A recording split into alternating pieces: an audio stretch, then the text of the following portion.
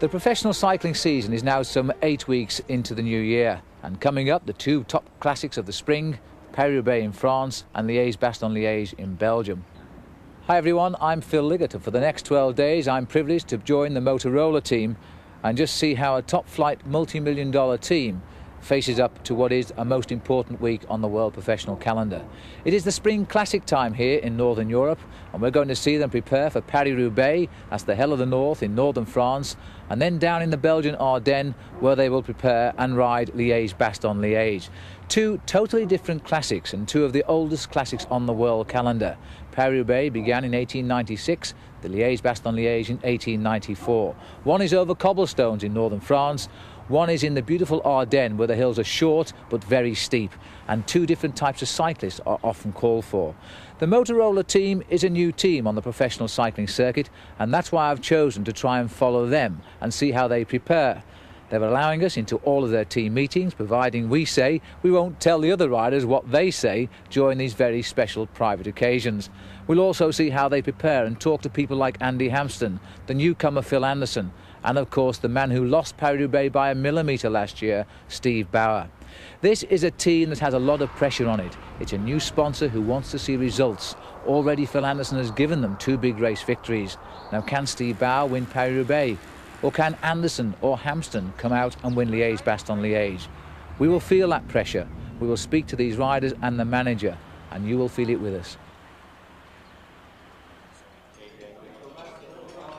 The Motorola team has 15 riders taken from 5 countries, but the immediate difference between them and other professional teams is that all except Dag Otto Lauritsen speak English as a first language.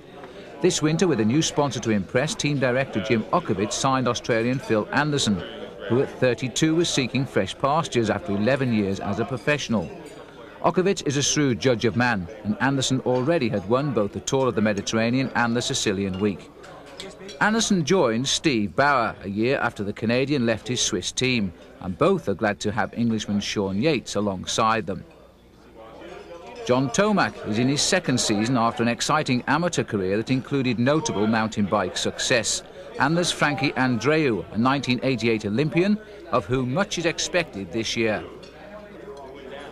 But Bauer is the name everyone talks of. Steve Bauer joined Okovits last season, and a French newspaper then claimed that he was being paid $500,000. Steve's a quiet man who usually lets his legs do the talking, and when he makes conversation, he also makes every word count. Beaten to the gold medal in the Los Angeles Olympic Games by Alexei Greywall, Bauer turned professional and immediately took a third-place World Championship medal in Spain. Bauer and Anderson are the team's leaders, but they rely heavily on the others, like extrovert Bob Roll from Santa Fe, whose humour helps keep morale high. And there's Andy Bishop from Arizona, but who lives in Belgium during the season. Not too far away, in fact, from Dag Otto Lauritsen, the Norwegian champion who almost won the world title last year in Japan. It's April now, the team is divided, and its other superstar, Andy Hampsten, is away racing in Spain. The Spring Classics in Northern Europe are underway, and Bauer knows he must rise to the occasion. Today the team has been training, and tomorrow it's the classic Gent-Wevelgem. Eric Heiden hands out the team's schedule. The Gent-Wevelgem race, like all of Belgium's classic races, attracts the best riders. It's seen as a stepping stone to the upcoming Paris-Roubaix. There's a taste of cobblestones, and the short steep hills in Flanders always hurt. It would be nice if Motorola won, but that's not necessarily the intention. John Hendershot, one of the 12 support crew and one of 3 team masseurs, gives Dag Otto a light rub before the start, while Steve Bauer is looking for proof that he is approaching good form for Paris-Roubaix on Sunday. It's an important time of the year, even though the season is only 2 months old. There's Greg LeMond, the triple Tour de France winner, has yet to win a classic race, and Laurent Fignon, who lost the Tour to Greg by 8 seconds in '89. Also on parade is Eddie Planchet and Frenchman Charlie Motte, a climber with classic ambitions this year. And the rest, who make up the 198 riders inside the velodrome on the outskirts of Ghent.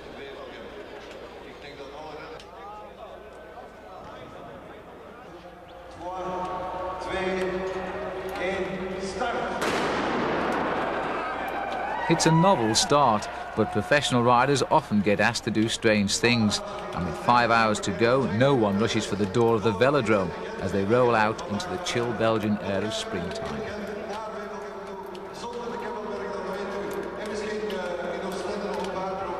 Paris-Roubaix and Leige Bastogne Liege are World Cup races. Gent-Wevelgem isn't. So to race your heart out today and win is rather like playing your best shot on the club putting green. For a long time, the field stayed together, and team publicity director Paul Sherwin keeps in touch with manager Okovits. Not much of one all that.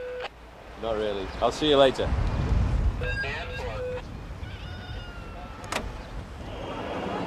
The race ends, won by the Soviet sprinter Zhamodelin Abdu-Japarov, his best win to date. But 1,000 metres down the road, Phil Anderson's chance of victory has ended in a heavy fall, the sort of news the team did not want to hear. Anderson had taken quite a tumble, but the cuts, although plenty of them, seemed superficial. Still, he would be plenty stiff for a few days and would not now ride Paris-Roubaix.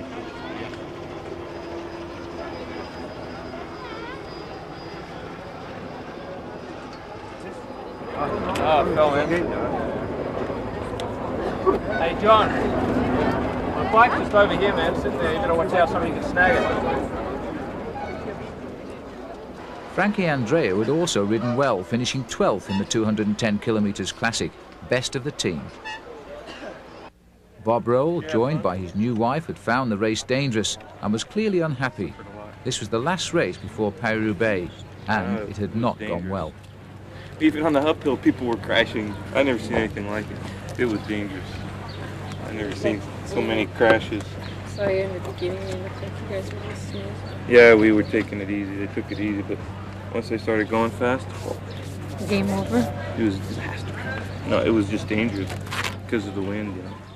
At least the 200 kilometres would have helped with the training, and now the team had to start thinking about Sunday and Paris-Roubaix. Next would be the traditional training ride to the Hell of the North.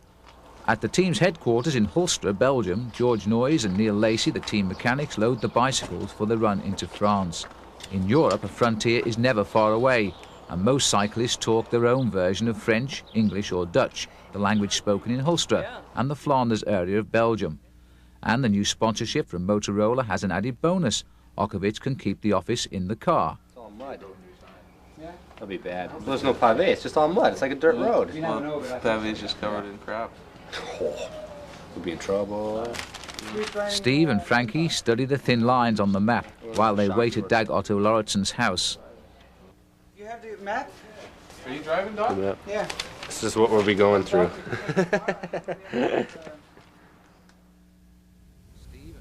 While outside, John Tomac, who raced Paris-Roubaix for the first time last year and finished, decides to fill time practicing pitching before he breaks the news that I forgot my passport out. there's always one, isn't there? The Paris-Roubaix is in France, John, and this is Belgium.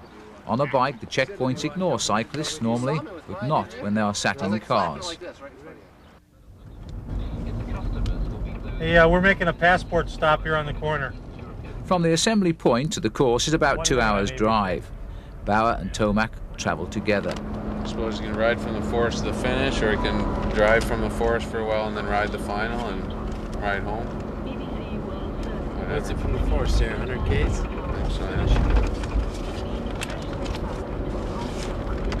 Trevor Forey Darenberg from 157 to 160. Yeah, 105.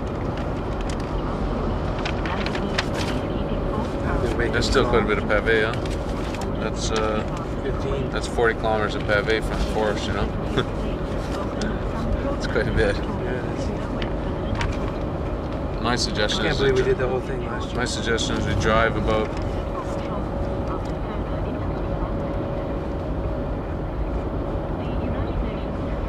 Bypass the forest? Drive about, 15 k's of pavé there. So there's some really long sections that are pretty boring, you know, after the forest. If you guys want to ride, I'll watch you, you know, it's no problem. It's John Tomac's second Paris-Roubaix, but for Andy Bishop, the adventure is about to begin. Is this your first Paris-Roubaix? Yes, it is. Yeah, what do you think of it? What do you think of the Fleche Wallonne? Was it the first time you saw it today? Yeah, I'd seen it a few times on TV, but first time in person. Yeah. What did you think? It looks, when it's dry, it looks a lot better. I mean, I'm sure, yeah, it'll be a lot harder in the race, naturally, before the... Oh yeah. Are you looking forward to the race? Yes, I am. Yeah, I wanted to do this race. I mean, for a while, I'm one of those sadistic people, I guess, that want to do the race. But yeah, I am looking forward to it. And what do you hope to achieve? We have, you know, good riders on the team, and I think, you know, just he was working well. You know, Steve was second here last year, and yeah. I think, you know, we can always improve on second place, and so, you know, ride for the, you know, team. Is And, it good to be back on the European team? oh yeah, without a doubt. Yeah. Also with the team is Eric Hayden. Well, Eric, speed skating, Tour de France rider, Tour of Italy rider, now almost a qualified doctor, and you're going out with the boys on the bike again. What's going on? Gotta try to stay in shape while I'm with them. You look as though you're in pretty good shape, actually. Yeah. Are you going to last with them? No, but while I'm here, just while Max isn't around, try to take over what he does as team doctor, and then when he comes back. What sort of problems? Because you've only just come in, haven't you? Yeah. Into Europe. Yeah. What sort of problems have you had so far? So far it's mostly just been accidents, and then a couple guys getting the flu, and so it's been pretty easy stuff. With the accidents, it's just cleaning up cuts and make sure that everybody kind of takes care of them. Yeah. How's the new career coming along? Another couple months, and I will be an MD, so it's getting close. So I mustn't become injured now. No, don't get sick. What about Phil Anderson? He had a fall in Gent-Wevelgem. Is he okay? He's okay. He got skinned up. He did both his elbows, both his hips, and both his knees. So he did a very good job of falling down. But other than some scrapes, that's about it. Yeah. And you're going to get in the bike and go with the guys, eh? Bounce over the cobblestones a little bit. You're a big man to bounce. Those big legs, Eric. I hope the tires hold out. What a great character Hayden is. In Holland, he is still famous after his 5 Olympic speed skating gold medals. But it was time now to get the feel of those cobblestones. Riding them leaves little to the imagination. The bone-rattling roads are real, and the faster you go, the more you bounce. Here in France, they are fast disappearing, and they say only 80 kilometres remain. If the cobblestones do disappear, then Paris-Roubaix will soon follow. Efforts are being made to reserve both the cobblestones and Paris-Roubaix, and this was a full dress rehearsal. The team cars are equipped and drinks are taken, eventually on the move. One concern though is the weather. It's too nice, and Paris-Roubaix will be on a day full of dust. Bob Roll, who has finished the race 4 times, goes in front alone as he sets a pace no one seems really interested in. Eric's bike, by the way, is already back on top of the car. As the tracks reveal their secrets, riding the stones is an art in itself. The riders usually use high gears and constantly search for the smoothest stretch they can find. But it isn't easy. For Steve Bauer, the final preparations are almost over. I mean, we're just 48 hours away from the race, but you did quite a few kilometres today. Well, yesterday I recuperated from the race on Wednesday, Gent-Wevelgem. And, you know, yesterday I felt quite a bit tired, so I didn't do any hard training. But today I thought I needed a little bit more before Sunday, so we looked at, mainly we looked at the final part of the race, checked out the areas of pavé and what the condition the pavé was in. And then after doing the last part of the race course, I rode to my home here in Belgium, which was only, say, 30 kilometers away. But I also did a bit of motor pacing behind the motorcycle, so that would help me get a little more speed, you know, keep the legs turning really well, and actually probably help recuperate a bit from riding on the cobbles too. Let's just go back 1 year, almost to the day now, Steve. Everybody's still talking about that fabulous Look at finish. this ride now by Van Hooydonk, goes high, opens the door to Steve Bauer. Bauer comes on the inside, and it looks as though Steve Bauer's going to get that first classic victory on the line. They are almost together, and you know Eddie Planker was right on him on the line. We'll have to look at that again. But there was I was disappointed, definitely, to be second, you know, but also I knew that I'd done my best race, and I think, you know, when you realize that you've done your best performance, no matter what the outcome, you have to be somewhat satisfied. Obviously, one more centimeter is a bit of luck, you know. So you have to take it as it comes. That's sport in a way.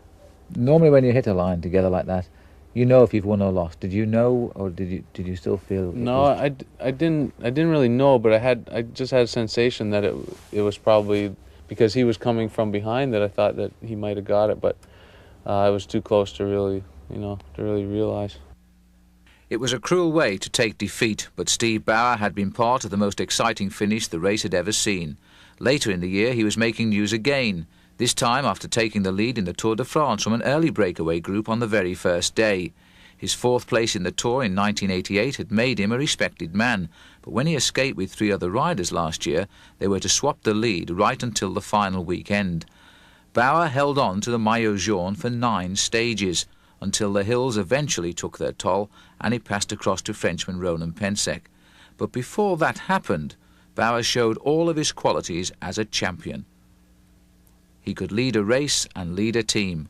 The quiet Canadian still didn't win many races, but he certainly knew how to grab the headlines and the all-important publicity. Once in the lead, Bauer knew how to fight and would never give up. But on the major leaders in the Tour, Delgado and Le Monde, you haven't lost a great deal. Well, they still have to make up a lot of time, and I'm still in the bike race. There's, I lost the yellow jersey today, but there's no means, completely out of the race, and I'm still gonna push myself, and I'm still in the race. So, tomorrow's another day. You lost the yellow jersey today, but will we see you in it again before we get back into the mountains? Never know. Never know. And how do you feel about losing the yellow jersey? You've lost it before. Well, I think instead of losing it, I have to think about the 10 days that I kept it, and that's a great souvenir for my career. And if I can get it back, I'll get it back. If not, then I'll do my best race. You've worn the yellow jersey on 2 separate years of the Tour de France. One day, will you be keeping it in Paris? Tough to say. It's there's not too many riders that can win the Tour de France, so realistically, it'd be very, very difficult, but I'm also aiming to do my best race there, and if I get the jersey again, well, that'd be fabulous, As you're a professional, you're expected to always produce a result when you get on a bike, and of course, they sometimes forget that you are a human being as well, and that just doesn't happen. How do you actually lift yourself back up, motivate yourself to go back out there and try and do better again? Well, I think for this weekend, definitely my race last year is going to give me a tremendous boost of confidence. I think that had I not done so well last year, that I might be a little bit less motivated than I will be this year. And I think holding on to that performance last year is going to help me a lot on Sunday. The day was now just 24 hours away, and the team had moved to its hotel in Compiègne, 80 kilometres north of Paris, where the race begins. The mechanics never seem to rest. Just as they finish the bikes, the team goes training and is back to cleaning, retuning and checking. Of all of the team's helpers, the mechanics seem to have the least use of a hotel room. The sun is still shining and the riders have taken their final chance to stay loose. Frankie Andreu then comes in with more work for the mechanics. Got about that high. These days, Paris-Roubaix does not seem to demand a great deal of different equipment. But one point of concern is the thickness of handlebar tape to avoid or at least delay the blisters forming. Or you could run a strip of tape across and then I could tape over it. Could you do that? Just one, please? Where? Just on the top. Yeah. So just on the, like, so if I run a strip like this, or back here, right? I'm thinking about maybe double. Oh, she's way up there. Tape over the tape. Yeah. That's there though. Like so. Yeah. You don't need anything, John. It just makes it a bit softer. Longer, dude. Flips over a little bit.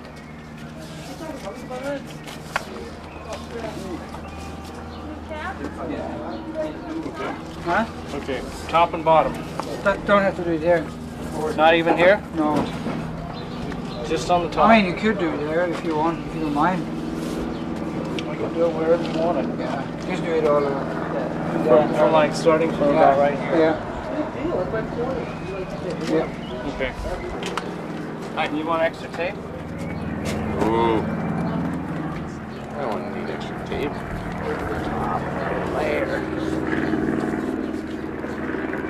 What do you think? Are you going to do someone else's bike for sure? Yeah, I'm going to do Okay, do someone else first and then I'll see what Here, it feels like. here, let's do it right now.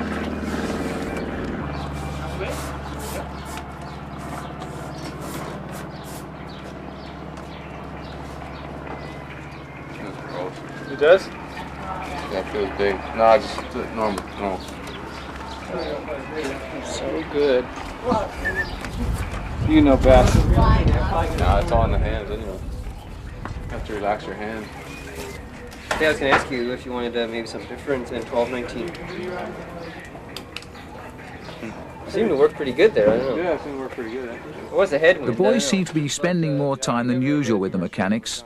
Next day they knew broken bikes and wheels would be commonplace. George is more interested now in the tyres with Steve. In between the chat, autograph hunters avoid the crush of Sunday, while George talks about tyre pressure, measured in atmospheres. The wrong pressure on the cobbles could lead to a flat at a crucial time. Actually at 5 and 5.6. Actually it's 5.1 and 5.6. We told you it was 5 and 5.5. I think that's good pressure for you there. Just gotta have big legs. Yeah. But Bauer's had enough.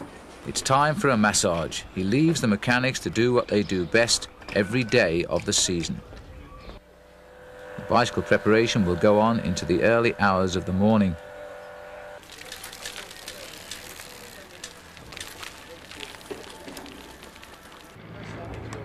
How many bikes have you done today, mate?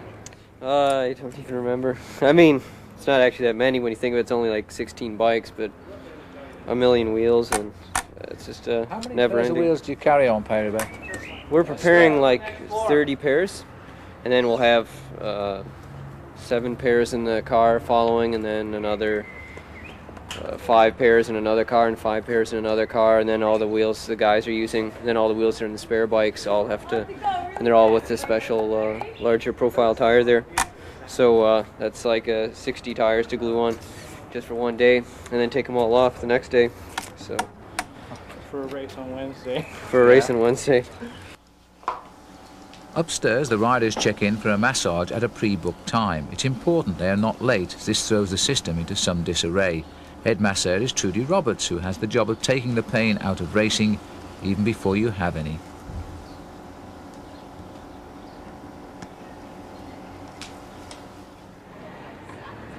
Joined by Jody Wallner, Trudy then must make sure all is ready at the restaurant where the team will walk for dinner. It's rather like the Last Supper. Jim Okowitz has okayed some wine, so Sean Yates passes the list to Steve. What's your budget?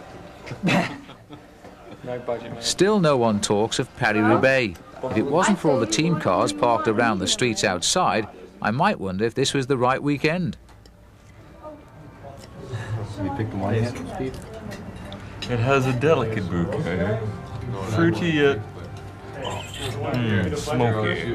Plenty of pasta and salad, more pasta and salad, washed down with a glass of wine. This professional racing is beginning to become more appealing. On the morning of Paris-Roubaix, George is still there at it, and the 3 places laid for the mechanics at dinner the previous night went unfilled. Neil Lacey explains the very latest in brake levers that also double as a gear shift. To apply the brake, you just use it in a normal manner. But to shift the bike, the large lever shifts it to a lower gear, and then the small lever brings it into a higher gear. And the small one only shifts 1 gear at a time. The large one, you can shift 1 gear, or you can shift 2 gears, or 3 gears at a time. Because the road is so bumpy, the riders have a little trouble when they take their hands off the bar to use a conventional shifter. So this will hopefully give them a lot more control. And the left lever works in the same way. To shift into the large chain ring, you use the large lever. To bring it back, use the small one. It's like going to war. The final briefing and the atmosphere is a nervous one. Steve K. No problem. You got the band-aids already, eh? Huh? You got the band-aids and the thumbs? You want to hit that TV? You're right there. Watch your head. Do you guys know where the start is today? It's the Place du General de Gaulle. Same as last year, that palace up the road here. So everybody has to make sure, go downstairs, and should leave together, go to the start, sign in, and we'll work our way into the crowd with the cars and get settled in. The soigneur cars have to leave 15 minutes before the start, so if you need, make sure you when you get over there, you get your feed, you get your other stuff right away. If you want something for your legs, so that, because they've got to leave 15 minutes before the start.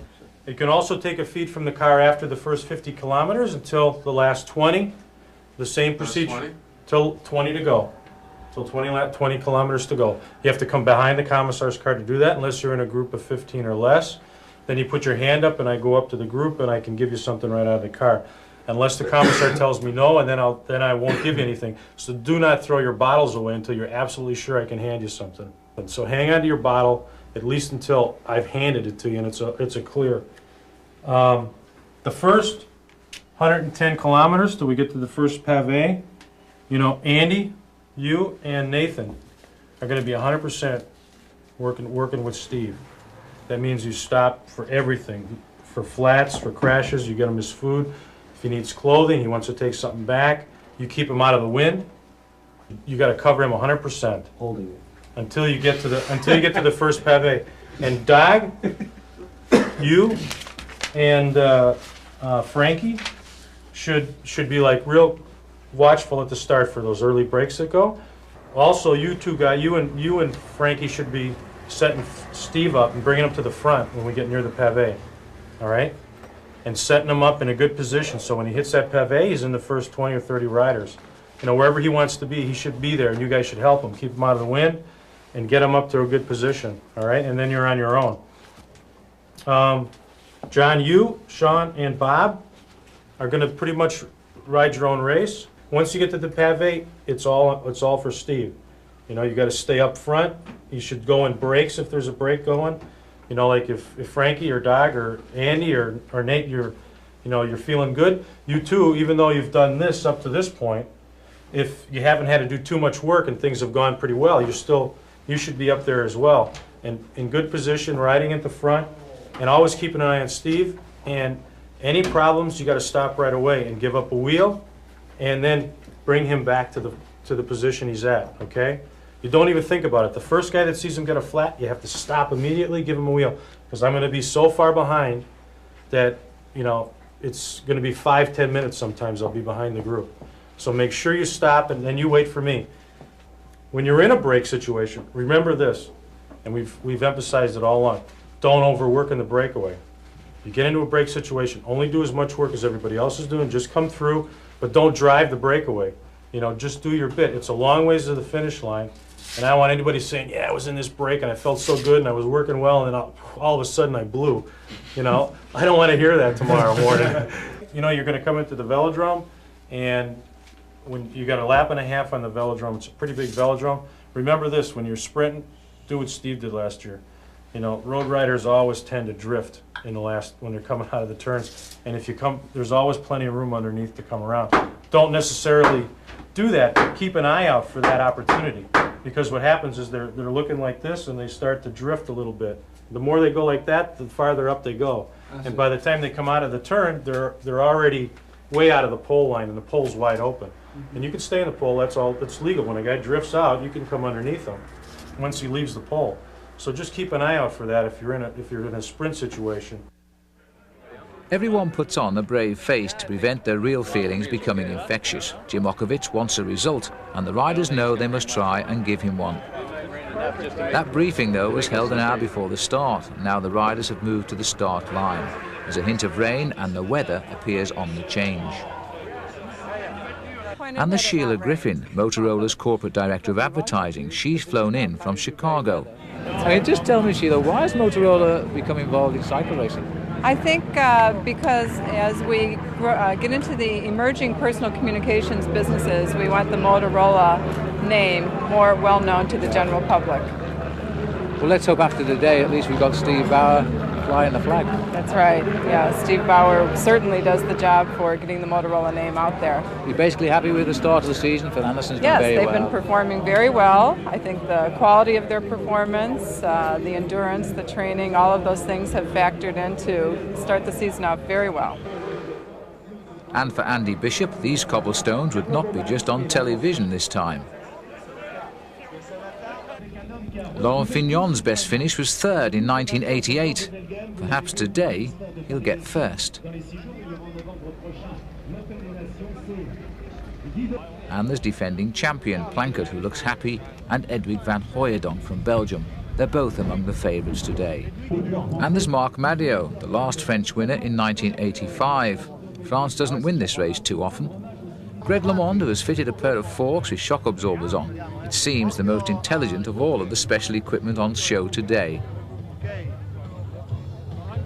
World champion Rudy Darnens, in his rainbow jersey, has a list of great Roubaix performances to his credit. And of course Steve Bauer, the best Canadian professional ever, waits at the start, knowing what is expected of him by his team. There is no classic race quite like it, and even the most ardent follower of the sport cannot help but feel the tension. We've come this far, now let's get on with it, seems the unspoken word.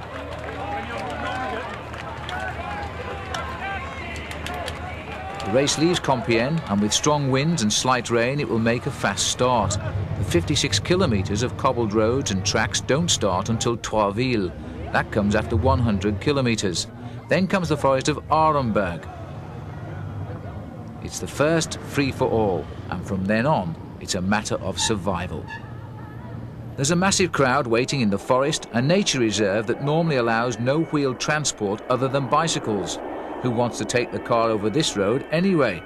11 riders have taken a lead. None are from Motorola.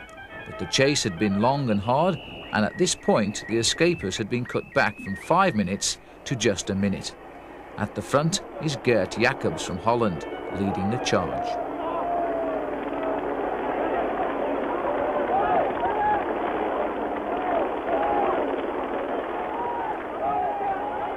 The riders try to seek the smoothest section of road, and it seems to be where the crowd is standing. At the back, the field closes in. The crowd was as big this day as any modern-day Paris-Roubaix. If anything, it's getting more popular than ever.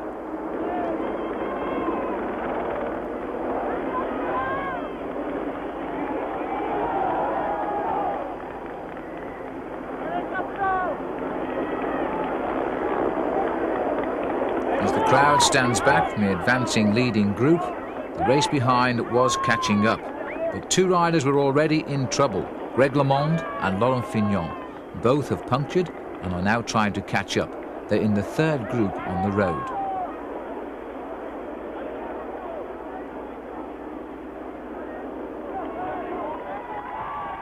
So this is the exit now to the forest of Arenberg. The news has reached us that LeMond and Fignon are chasing, but we're heading on now to pavé number 7. And Steve Bauer has made the split. So the hard work of the Motorola team that has been done today has brought Steve Bauer into this lead group. And surely now this is the decisive move. This small group of riders who are building over the chase group. Before Bauer got up here too, Sean Yates was in a small breakaway with Charlie Motte. So he was playing the advance guard for Motorola today. And he's had bad luck again, as he always seems to have in Paris-Roubaix. Yates is not in this group at all now, but one or two top names most certainly are. Number 68 we've just seen there, Nico Verhoeven. There's Steve Bauer, the lone survivor of Motorola today, and I don't think the team will be too surprised about that. They built the whole strategy around him today, and it looks to be paying off at the moment. They've got him exactly where they want him, in the front group. There's been that atmosphere all week with the Motorola team that Steve Bauer has been planning to do a good ride today. No previous indication of form. He hasn't had a great start to the season, but psychologically he's been building for this breakaway. Well, this looks like Laurent Fignon. Fignon with Rudy Darnens here. This is the chase group. Fignon has done nothing but chase all day today. Every time he's contacted the group, bad luck has put him at the back again. There he is, twice winner of the Tour de France, and having to work now to contact the group ahead. Bauer is in that group. The world champion Rudy Darnens, also a man of Paris-Roubaix who's done so well over the years in this event. He too having a season dogged by bad luck, and how many times has that happened to the current world champion? Winning the title is one thing, but once you pull on the rainbow jersey, there he is at the back, you always seem to be on the defensive. In this group with him too, Tom Cordes, former amateur and junior world champion. And I think it's Michel Vermote, the other rider in that group. Let's go back up to the lead group. 18 seconds now, that small group. Laurent Fignon should get back.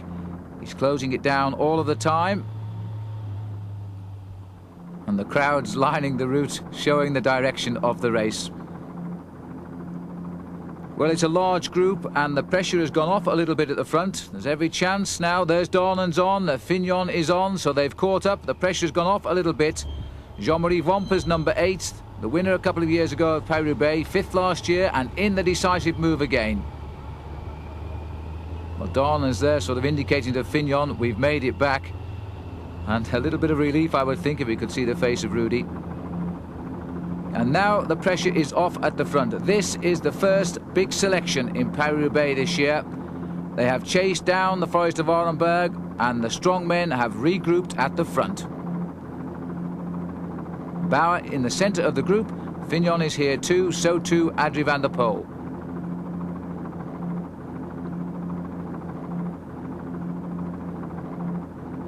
Jean-Marie Vampers, plenty of the Panasonic boys are here. Bauer just lying back from the front of the group now, planning the next tentative with the cobblestones that remain. And a little bit more action required from the boys at the front. That's Peter de Klerk.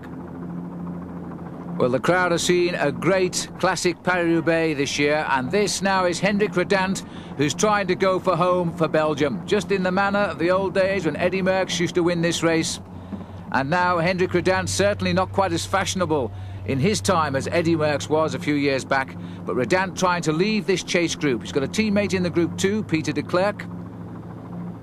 And I think Marc Madiot's made the group, but this is the lead group now beginning to fragment, and there's no sign at the moment of Steve Bauer. That is Bauer. Bauer has realised the attack has gone. He's trying to get across the gap. He did exactly this 1 year ago, and Redant has punctured. Redant has punctured his lead about 35 seconds and his back wheel is out. And clearly the team car is not on hand, because I think the team car in fact was trapped behind the small chase group which was forming behind him.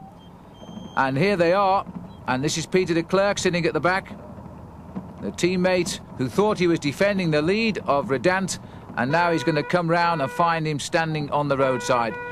As they swerve to avoid him, well, the change is a good one, especially for Paris-Roubaix, where the mechanics are so often delayed by the narrow roads, the cars. And there's Redant starting off, and as you can see, he's going to rejoin the race right at the front, but psychologically now he's going to have to get himself back into gear. From a man who was racing to win Paris-Roubaix with a lead of around about 35 seconds, he's now having to think of rejoining the front group, and really that is quite a blow. Well, this is Bauer here, Michel Vermont in the centre, and it looks as though they're trying to get across the gap. They have a bit of work to make up. Let's have a look along the route. One lone rider down there, looks like Marc Sergeant of Panasonic, I think. And a bit further up, Paris-Roubaix is blown apart here on the cobbles around Templeuve. And there is the big group, but even further ahead now we've got this small group which again is splitting up, the group that swept by Redant, and that is Marc Madiot going, and he's going at precisely the point where he went when he won this race 6 years ago. And into the stadium now, and it looks as though nobody is going to touch Marc Madiot. This is the view the spectators have in the velodrome at Roubaix, and all they've got to do now is await the arrival of the man in the flesh. They're beginning to refer, I think, to Marc Madiot as the 6-year man, because he won the amateur Paris-Roubaix, then he won the big Paris-Roubaix, and now he's going to win it again. They're all separated by 6 years, and here he comes. Listen to the crowd. A Frenchman at last sweeping in to Paris-Roubaix. There's only been Marc Madiot and Bernard Hinault since 1956. When Lewis and Bobet was the winner then. When Hinault won, Bobet was here on the podium to shake hands with Bernard Hinault. Sadly, since then, Lewis and Bobet has passed away. But Bernard Hinault will be at the finishing line this time to see Marc Madiot. I'm not surprised he punched the air there at the crowd. One full circuit to go of the stadium, and nobody can possibly catch him now. Well, Paul Sherwin has indicated to me that Steve Bauer is catching up with the chase group. Well, it must be some dramatic chase that as he's coming into the stadium, because he is just off the back of the lead group at the moment. We can't see them. We've no cameras outside the stadium. All of the cameras concentrating here. We'll have to wait now for the arrival of that chase group and see if Bauer has latched on. But for Marc Madiot, it is sweetness today. The winner of Paris-Roubaix for the second time in 6 years, the 3 times in all if you include his amateur victory as well. Here's the chase group onto the stadium now, a lap and a half behind. Jean-Claude Colotti, Franco Ballerini. Now, has Bauer made it? Bauer has made it. Bauer is lying, 5th man down, but he could only have just got on. Bauer is in 5th place here. This is the working group that has come together in the last kilometre or so. They've caught Ballerini, who was chasing down Madiot alone. He never made progress. They swept him up. Peter de Klerk is in here as well. And Jean-Claude Colotti, the sprinter, is finding himself in the exact position he really doesn't want to be at the front. Bauer is coming on the left of our screens at a run like he made a year ago. That was for first place with Eddie Plankett. Plankett has been dropped with a puncture today, not in at the final showdown, but Bauer most certainly is. And they're coming off the banking now, the couple of lapped riders coming through on the inside there. But this is the sprint for home, and Jean-Claude Colotti is led all of the way and holds it on the line. Bauer on the right. Well, I think he'll be in 4th place. Carlo Bowman's pipping him for 3rd. And watching the sprint too was Marc Madiot, his 2nd victory in 6 years, and 6 years before that he'd won the amateur Paris-Roubaix. Alongside him was Bernard Hinault, the only other French winner since 1956. But Steve Bauer had nothing to be ashamed of. He'd ridden well. His 4th place, a kilometre from the finish, seemed impossible. 9th was more likely. Sean Yates too had also ridden well. After the Forest of Orenburg, Yates had been in the breakaway that had contained Charlie Motte, and he finished 52nd of the 105 who arrived at Roubaix. This had been a competitive Paris-Roubaix which, as usual, left its mark indelibly printed on the minds of those who rode it. Bauer kept the Motorola team up front, and the rest of the team did their job too. Andy Bishop finished 48th. A great start to this classic courtship. I think the showers are the nicest part of this race to the riders, and as usual, there's no privacy attached to professional cycling. Enjoying the sun outside, there's relief written all over their faces, but only for a few days. Now this race is over, it's Leige Bastogne Liege, but this isn't the time to mention it. Dagotto Lauritsen had been the only other finisher. Bob Roll and John had played their part and left the field of battle satisfied. New Zealander Nathan Dahlberg was still smiling, but Bauer was the man, as everyone had hoped. Well done, Steve. Thanks. Well, it worked out almost as exactly as you said you were going to ride it. Yeah, I think I rode well, and tactically Madiot, he made a good attack. He made a good attack at the right time, and everybody kind of sat looking at each other, and, you know, a couple more guys went, and I think it's looking a little more for the teams that had more riders to control that attack, you know, like Panasonic and PDM had a few guys, but you know, I missed a good one. And where did you contact that chase group? The velodrome there. On the velodrome? Yeah, so I mean, I was working with Duclos LaSalle and Van der Poel and a few others, you know, and I got away from them with Sargent and Bowman's, and we just caught them just coming into the velodrome. So I did a lot of work to catch, and for the sprint, my legs were a little bit dead, but I was happy, you know, to get in there. In the finished sprint, Bauer was still recovering from the chase, but he produced an inspired shot at the line as he tried to come through on our right. It was close, but Jean-Claude Colotti is a great sprinter. So too Carlo Bowmans, who pushed Bauer back to 4th.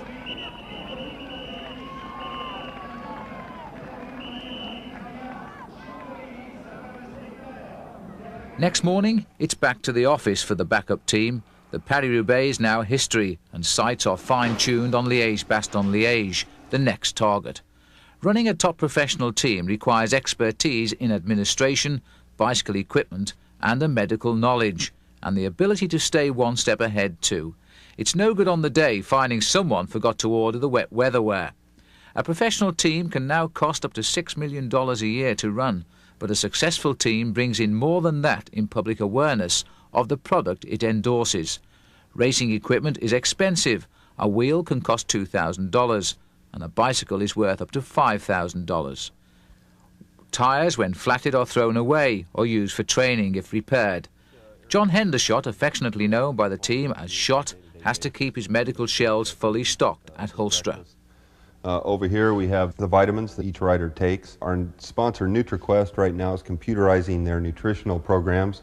From the computerized printout we can determine what each rider needs. Those are all based on blood test data, urinalysis data, and a diet log.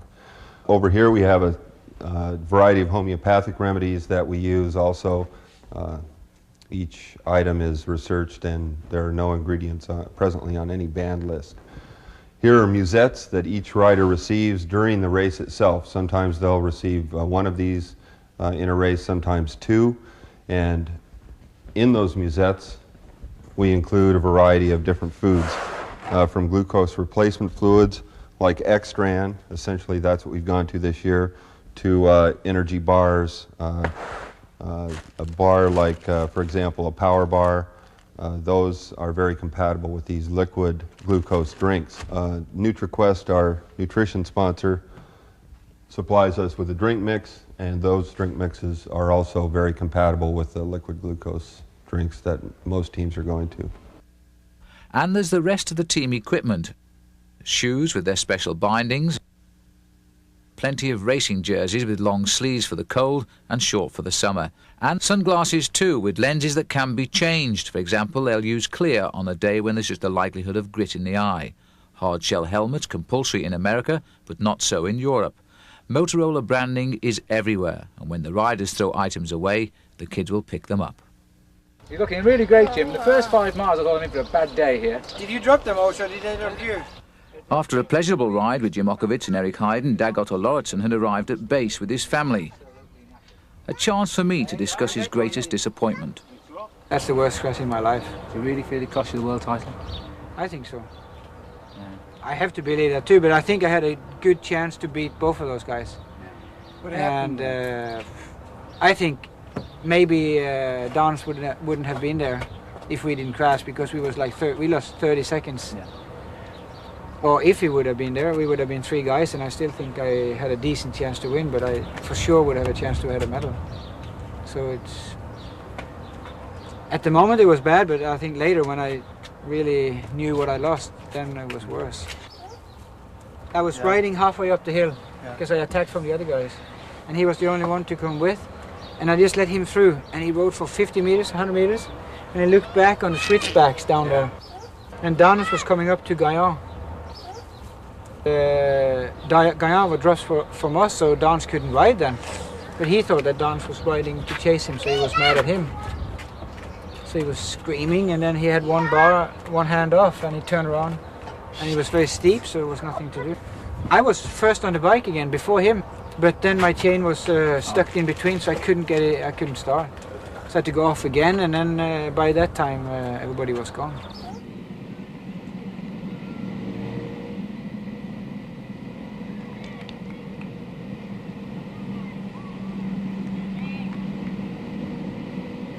That was really a bad luck. Yeah. First I broke my hand in the beginning of the classics, and I was 8 weeks away from racing. Then I was coming back in form, and then I think that was one of my best races. So.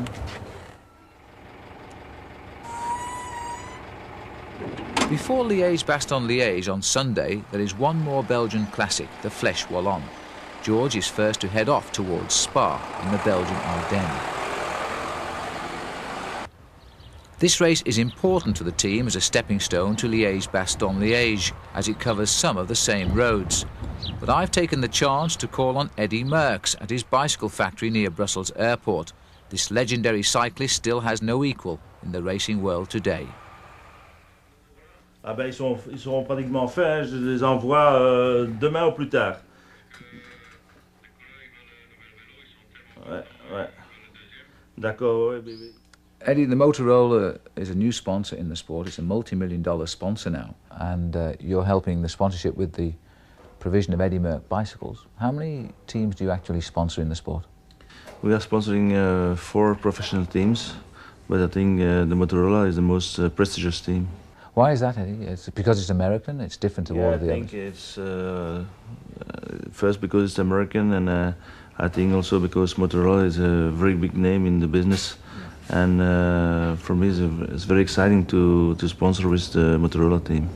Does this team have the depth to help people like Anderson, Bauer, Hampsten win the Tour de France perhaps? Oh yes, for sure. I think riders like Sean Yates, Ron Kiefeld, Dahlberg, they are very good riders, and there's a very complete team, and I think they can defend in all the part of the stage races. Well, this week coming up, we've got Leige Bastogne Liege, Eddie. You won that race 5 times, which is an unbelievable record. Do you think that somebody on the team might do a good performance on Sunday? Oh, I think normally Andy Hampsten or Phil Anderson, when they are in a very good condition, they can win Liège Bastogne Liège. Now, in the case of Hampsten, he is still feeling a little bit low morale because he is sick after a race in Spain. And Andy, by his own admission, can't handle being sick easily. You know, it affects him mentally. What would you advise now for Andy? How can he pull himself back into the right mental approach? I think what Andy needs more, it's more racing, because I think the problem for Andy is too much training and not race enough. And naturally now with the Tour de Pays Basque, when you are sick, you cannot ride on the best level, but I think it will be fast finish, because they have very good support also in the team to recover him.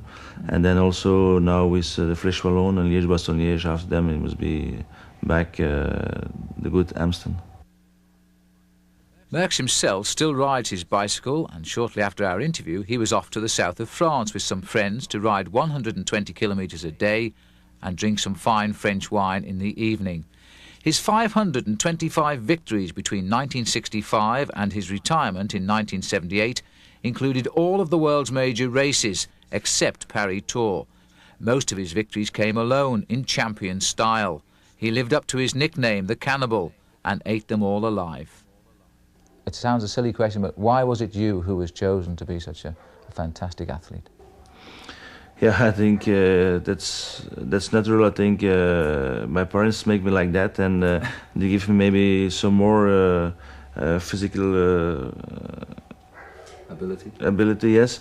But after that, I think also because I was training always very hard, and also when I was winning a race, I was not thinking it was finished. Then I think it's hard to come to the top, but it's harder to stay on the top. Now, Eddie, going back to the great days when you were winning the Tour de France 5 times, 7 Milan-San Remos, 3 Paris-Roubaix, the list is endless. I think you rode about 1,800 races as a professional. You won almost 1/3 of those races. It must have been very demoralising for the rest of the riders who lived in your time. Yeah, but it's normal. It's sport. When you go to the start of a race and you do sport, if you start for not winning, yeah, you have a bad mentality. So in the big races, it's very important to win because they are big races. But in small races, the people maybe give you money, and then you have to give for your money, and that's very important thing. I think you must be a professional on all the line, and not only a few times per year. Now, when you were a cyclist, you were very meticulous with your equipment. You were always measuring the height of your saddle to absolute perfection. You would change the height slightly if there was a special course coming along. Have you applied that same attitude to the business?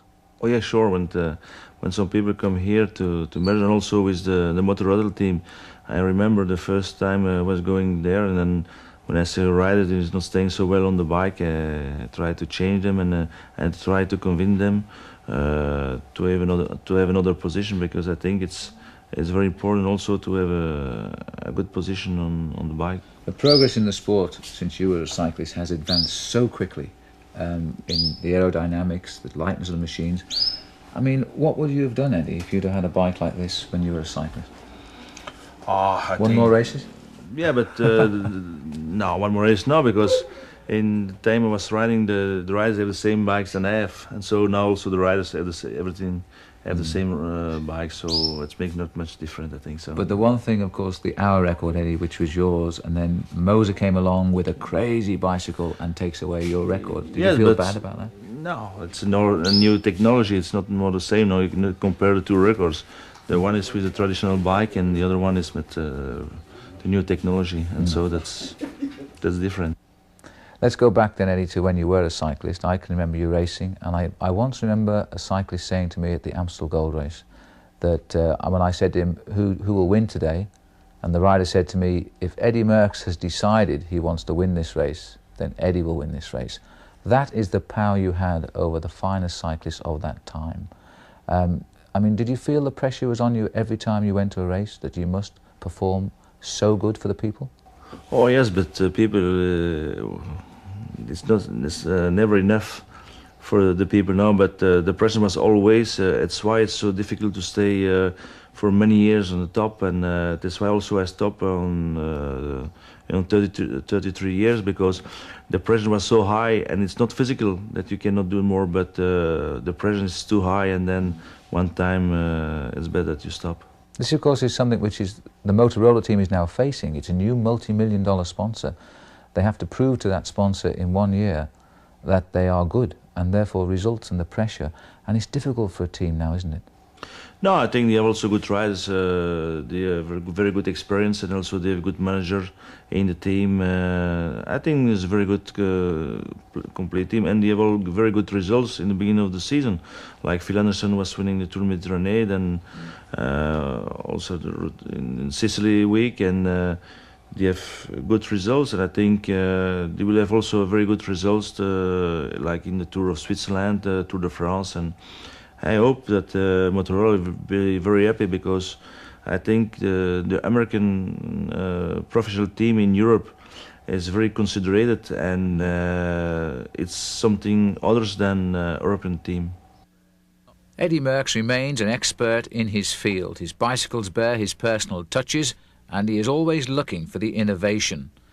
As a father too, he's pleased that his son Axel is also a champion of the military, and Eddie, as a member of the Olympic Selection Committee, may one day be faced with a difficult decision. But he's pleased with one decision, that of supplying his machinery to Motorola. He also promised to call in on Andy Hampsten on the day before Leige Bastogne Liege. But next it was Fleche Wallonne, and there was fresh blood on the team with the arrival from Spain of Californian Norm Alvis, although he should be used now to the northern climbs. Brian Walton, a talented climber from Canada and a very good time trial rider, was here as well. But I guess since he's the big guy and wins all the races, this is his look, you know. The team had taken over a local cafe to get changed in, and Phil Anderson, his wounds healing, was also back on the team for this first of 2 hilly races. Oh, mais c'est bon, même un long comme ça. Parce que le serré, il fait déjà effet. Ah bon? C'est bon, c'est comme ça. So you reckon it's going to get warm? Yeah. Get one, Eric. Oh, c'est bon. Okay, guys, see you later. See you later. Right, have a nice day. Yep. In the street, Tour de France winner Pedro Delgado was almost ready. This race was an important part of his pre-Tour de France preparation. And his lieutenant, Miguel Indurain, who has been ill but wanted a top performance. Claudio Chiappucci, second to Le Monde in the Tour de France. They were all here. Raul Alcala, the Mexican winner of last year's Tour de Trump and also last year's Tour of Mexico for a second time. He's shortly to ride his first Tour of Spain. Greg had plenty of support, but had said already that he felt his form was not good enough to get a result in the Ardennes. Irishman Stephen Roach, a winner again this season and hoping to rival Le Monde in July's Tour de France.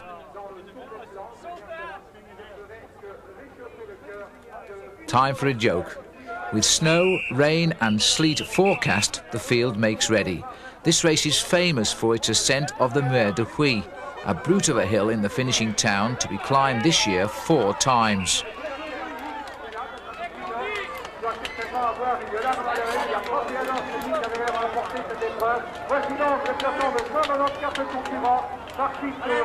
Not surprisingly, the field stays together for a while. Just one lone leader in Danny Neskins, who went clear soon after the start, his moustache dripping with the chill moist air of a cold day.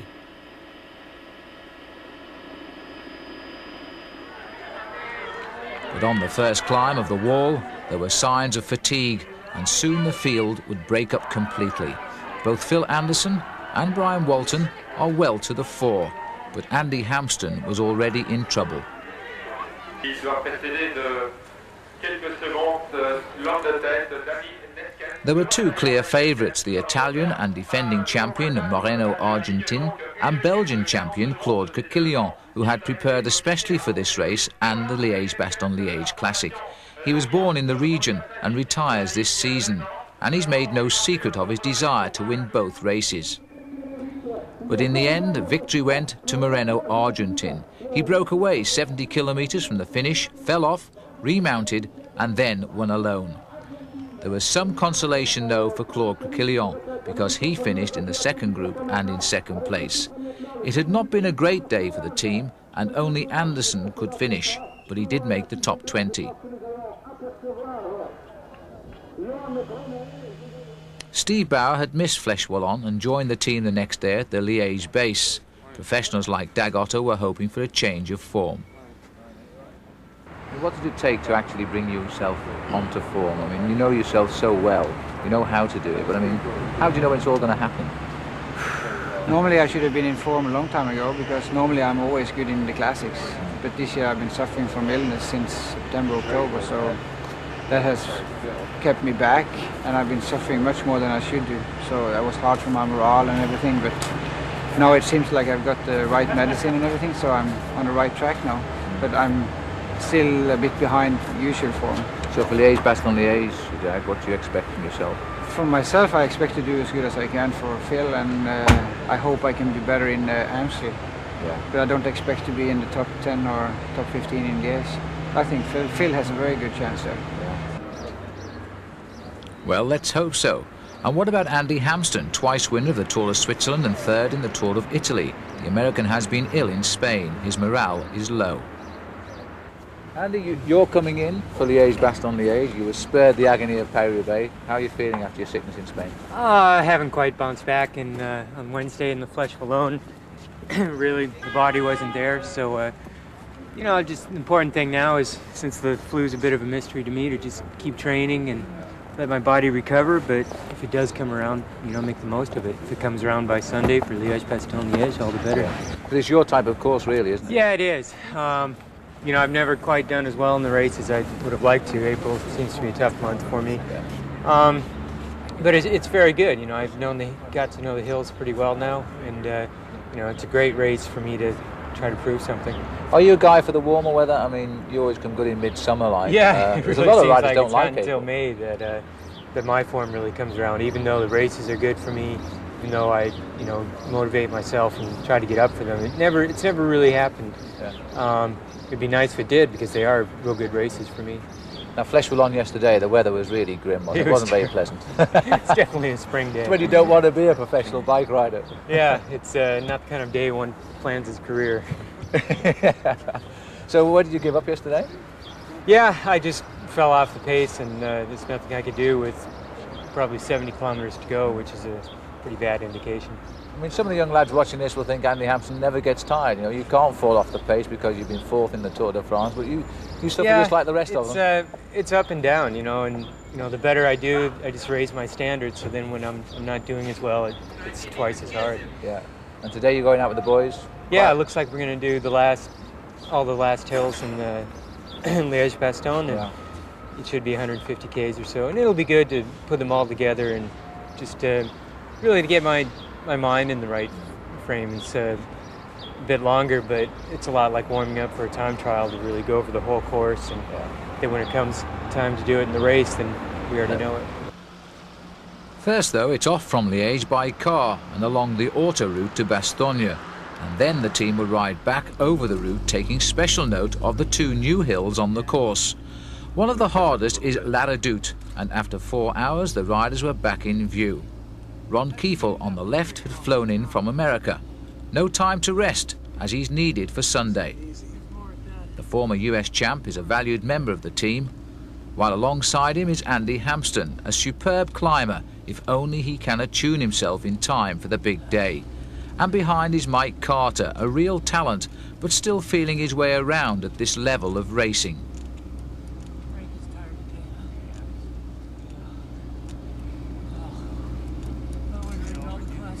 The Liège race is all hills. This is only one of 10, and they are all steep.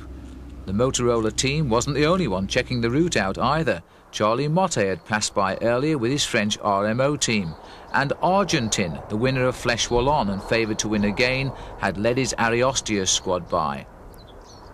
Phil Anderson has finished second once and twice third in this race. He is still Motorola's best hope, with Steve Bauer a good outside shot.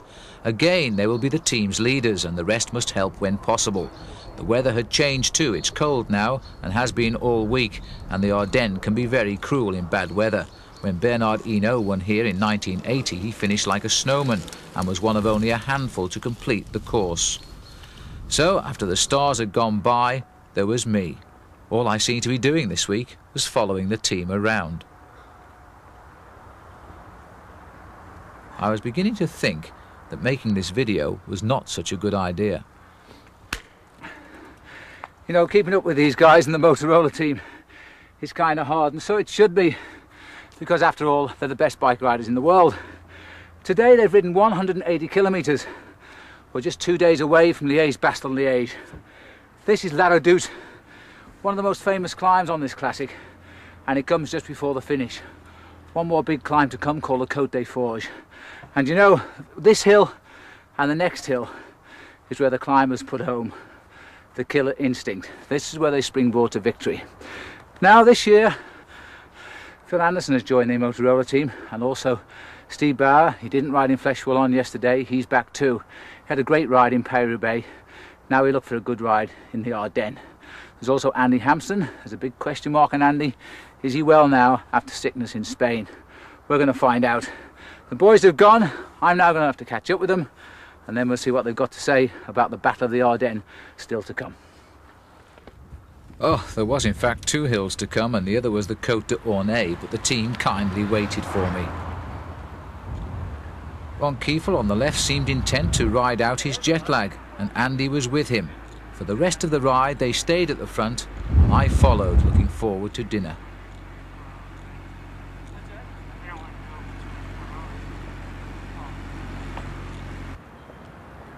As the riders trickled in from the ride, they were looking for the mechanics, who else, of course they would, to hand their bikes to them.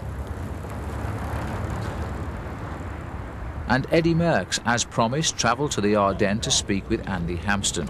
Merckx would not see the race on Sunday as his son was racing in the Belgian Championship, so he made a special trip to see the team. Yeah, better to race a little more and training less now. Well, last time you trained a lot now. Now? Well, yeah, because before the Pays Basque and that race. No? I was racing weekends. Oh yeah. I did a Critérium International. Oh, that's good. But I fell apart there. But I'll have 10 days train, do 5 days hard in the mountains, but shorter intervals. Yeah, it must be attention to not train too long also. Yeah. That's the power for the race. Otherwise. Yeah. But then it's good because there's all of Romandy, 1 day off, 4 days in Trentino. Then we'll have 2 weeks, we'll have training camp in the mountains in the Alps. Just 5 days, and then. But it was good. Paris-Nice also last. Paris-Nice was really good. Yeah. But then I got this influenza in Spain. Completely if you're sick, it's better no riding, yeah. Yeah. Or waiting and. But then I started feeling better, so I started training, and then at Fleche Wallonne, empty. But now you look good. Now I look good, but tomorrow you have a big race. Everybody had now moved into the hotel for the weekend. The heavy work left to Schott and Trudy. In the hotel, the team was completed with the arrival of Dr. Massimo Testa. It was left to Trudy, though, to sort out the nightmare of reservations. I had an appointment with Phil Anderson, who'd given the new team the sort of opening they could only have dreamt of. I think anybody, when they go to a new team, they're motivated because they want to, show the team that, it wasn't a mistake, and so and them choosing this rider, and it's good for the sponsors, Motorola. So, plus personally, it's I always want to do better every year. I'm 33 now, so I'm not as young as a lot of other riders on the team, or even in the sport. I'm one of the older riders now, and I think I want to prove to myself and people around me that I'm not finished, and I want to that I'm still up and alive and kicking. You know that tomorrow you are literally going to go through hell in the effort to succeed again, because all the riders suffer. People think the top professionals find it easier for some reason than the other riders, but it's not easy for you, is it? No, certainly not. You know, I think, you know, sometimes I go to a race and I'll be riding a race and I know exactly what the hell's going to go on. I know where the brake's going to go, and I'll be sitting there, I can see it go, and sometimes you can do nothing about it, you know, because you're just physically not in condition, or you're not good that day that to happen. And other times you're the person that everybody else is looking at, you know. It's just like which side of the field you're on. Outside, just another hotel car park, but the same mechanics were still hard at work. This race was different to Paris-Roubaix in every conceivable way. The bikes too were slightly different. It's a lighter weight frame. We have lighter weight wheels on the bike. With instead of 32 spokes, it has 28. It's also, the wheel is laced differently. This is what we call a radial wheel, where the spoke comes from the hub and goes directly to the rim instead of crossing over other spokes before it goes to the rim. It also has a lower profile tire because the road is smooth, and they don't need that extra protection that they get from the higher profile tire. In Paris-Roubaix, they use a 7-speed freewheel in the back. Now we're using an 8-speed freewheel. Also, the gearing in the rear for Paris-Roubaix is only 12-20, and for Leige Bastogne Liege, we use a 12-23. In the front, last week they were using a 45 chainring. Tomorrow they will be using a 39 because there's quite a lot of hills in the race. The other dimensions on the bike are exactly the same as Steve's heavy bike, so when he gets on it, it feels just like his other bike, except a little bit lighter.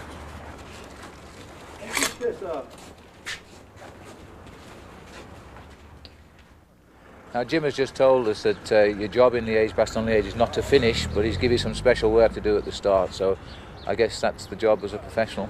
Yeah, you know, you have to be very realistic about what you can accomplish. And, you know, I have the goal, my goal tomorrow will be to help the team, try to do my work early, cover the brakes. If somebody gets a flat, go back, help them with a flat tire. If there's a crash, you know, come back and pick up the riders that have fallen. You know, just kind of do all the dirty work the first half of the race, because since I have done so much traveling, flown to America, come back, I know I'm not ready for 250 kilometers. What's your job tomorrow? Have you been given your orders yet? I have. My job is to watch after Phil and Steve and keep them in position and keep them out of the wind. How are you finding the racing here now as you've come over and sort of living the top pro lifestyle now? It's a bit different than the States. It's it's a little more difficult, I'll tell you. It's actually brutal. Oh yes, but being a top professional does have its rewards. The food's good. About tomorrow morning for breakfast, I have to go to the kitchen to set the breakfast. How many rice and how many pasta? No pasta. Pasta? Pasta, half and half.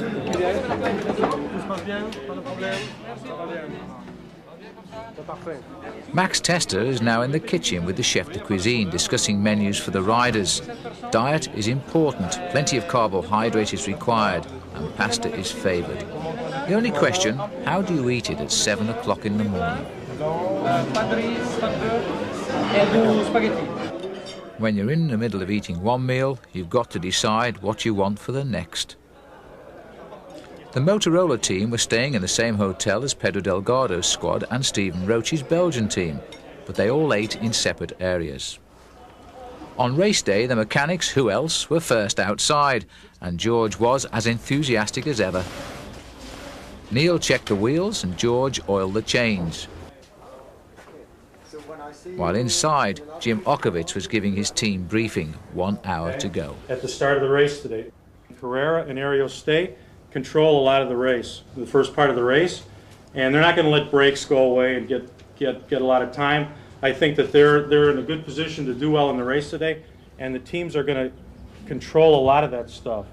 Steve, you and Phil, you've got to be real attentive. You know, you guys know when something's going to go. I mean, if you see Critérium going in Argentine, those guys are all going to react at the same time, and that's the bike race. The race start is only 400 metres away and the weather is not looking good. Schott is checking supplies for later on, while Bauer seems unusually bubbly before a big race. There's no doubt who the press expect to do well, though. What about Jim? We'd like to see a top 10 finish today, and maybe a little bit better if we get the chance towards the end of the race to make it happen. Most riders had stayed in the area after Fleche Wallonne, and the crowds were big, hoping yet for victory by Claude Critérium. He's never won this race, and this was his final chance. Among the earlier rivals was Pedro Delgado and Edwig van Hooijdonk, winner of the Tour of Flanders, a hopeful Critérium, and Miguel Indurain. Greg LeMond's form too was better than this time last year. Milan Sanremo winner Claudio Chiappucci was now a real champion in Italy's eyes. And Stephen Roach had told me he would be in the decision in this race, although he may not win it. So, confident all, at least that's the impression they give, the field heads out into the Ardennes.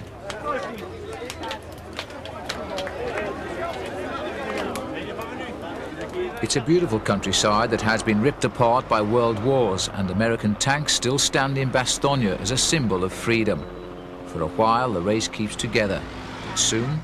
There's still one rider away on his own, Thierry Bourguignon from the Toshiba team, but he's got about 5 minutes lead.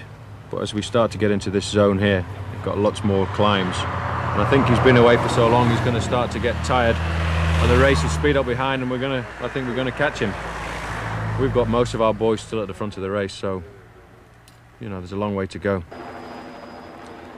Thierry Bourguignon had attacked with 200 kilometres to go, and most of the hills still to come. His lead accelerated to 7 minutes, but the bunch had seen such a move many times before, and Bourguignon was not a noted winner.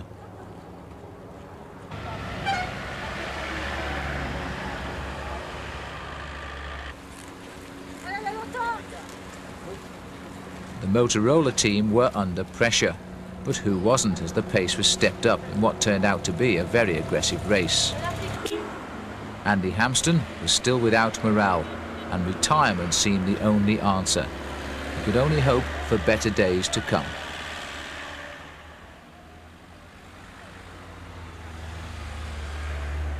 Paul Sherwin knows how he feels after spending 10 years living in France as a top professional. And during that time he rode 7 Tours de France. The thing about cycle racing is that you are only as good as your last performance. It really is a cruel world.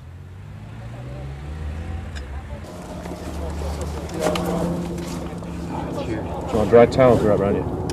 Do you have one? Yeah. Car radio continues to sing out the problems with the race. And he wasn't worried anymore. Do some stuff in the hills, but when it was over, it was over. Looks right in the first one. How's Steve? Is Steve still in there? He's in there, but not doing well. Phil looks Phil went good. past in 3rd place. Past here in 3rd? Andy is very concerned now about his physical condition, but time is still on his side. There remains 6 months of the cycling season, and by then he could be the best again.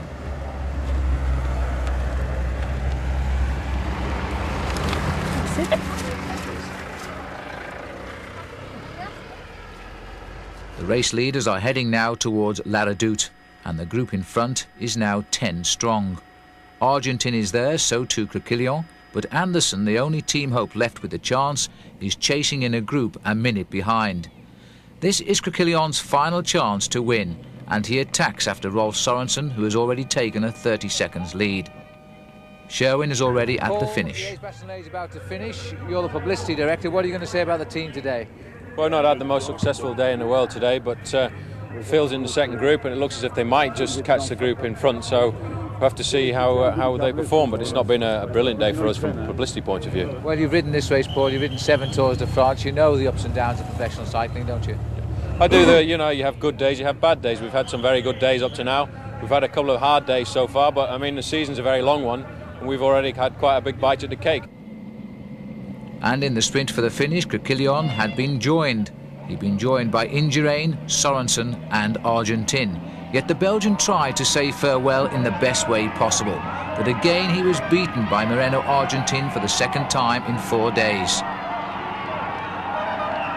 No Steve Bauer latching on this time at the finish, and Phil Anderson, who finished 15th, Dag Otto Lauritsen and Frankie Andreu, they were the only finishers of the team. It had been disappointing for the team. No one likes defeat, but knocks have to be taken along with the success. Well, it hasn't been a day for the Motorola team, but you win some and you lose some. Last week in Paris-Roubaix, we saw Steve Bauer fight and finish 4th. Today, Phil Anderson was in the 3rd group to finish, and Steve Bauer and Andy Hampson, in fact, didn't reach the finishing line. You know, the Motorola team, though, are a full professional outfit. They're now facing the end of the Classics, then the Tour de France, the Tour of Switzerland before that, the World Championships and the World Cup will continue. It's a long, long year, and we'll be reading about successes in the Motorola team in the months to come, I'm sure. We'd just like to thank the team for allowing us into their private lives for 12 days. We've seen the ups and downs of a great team, a team that, as I say, will have success. We hope you've enjoyed this insight into the life of a pro team over these last 12 days. A little bit of analysis of what happened today, because you saw all of the race more than we did.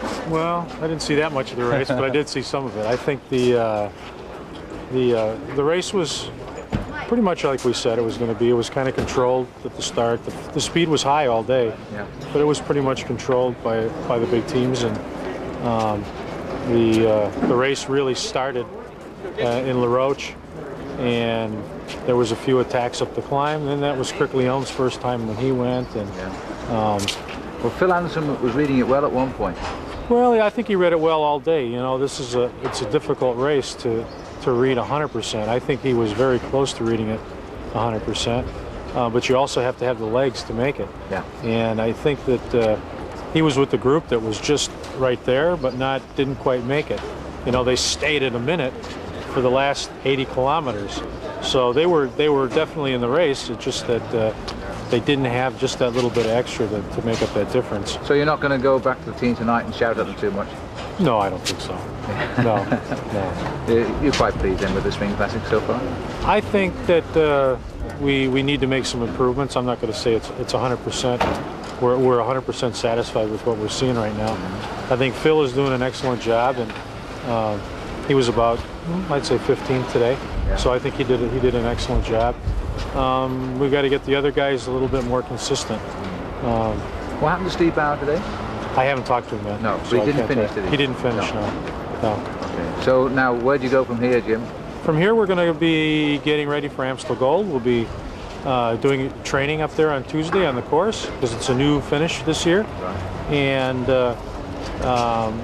we'll spend Tuesday there, Wednesday we race, and then Friday we'll be back in for Amstel to get ready for that again. So the races go on? They go on and on and on and on. I finished, but I wasn't super good. It's getting better. My form is getting better. I think my sickness that I had since the winter is definitely getting better. So I'm not happy with the performance, but I'm happy that I'm progressing. You know, I just didn't have the legs today. You know, it's pretty that. Yeah, maybe if I had some other guys there, you know, might have been able to do it a little better. You know, I had to do a bit of work myself. But you're the only one there from the team. Yeah. Anyway, maybe they're saving themselves. Good seeing you. Thanks. Yeah.